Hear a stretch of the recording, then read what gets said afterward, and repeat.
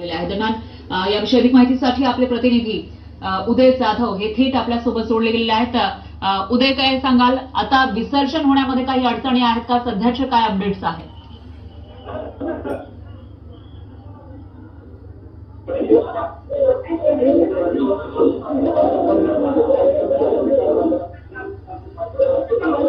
उदय, माझा आवाज येतोय?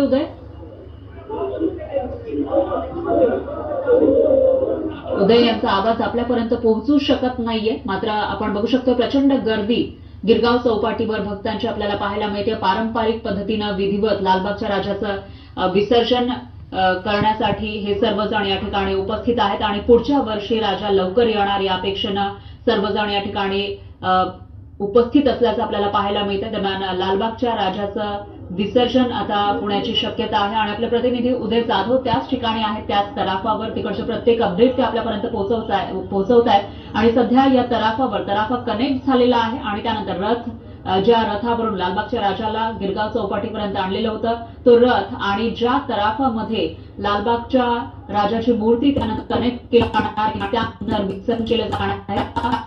लालबागच्या राजाची ही मूर्ती आता ठेवली जात असल्याचं आपल्याला पाहायला मिळतं। ती प्रक्रिया या ठिकाणी सुरू असल्याचं दिसतंय आणि दुसरीकडे आपण बघितलं तर एकीकडे आहे समुद्र आणि दुसरीकडे प्रचंड गर्दी भाविकांची आपल्याला पाहायला मिळते। किनाऱ्यावर मोठ्या संख्येनं हे भाविक या ठिकाणी जमलेले आहेत।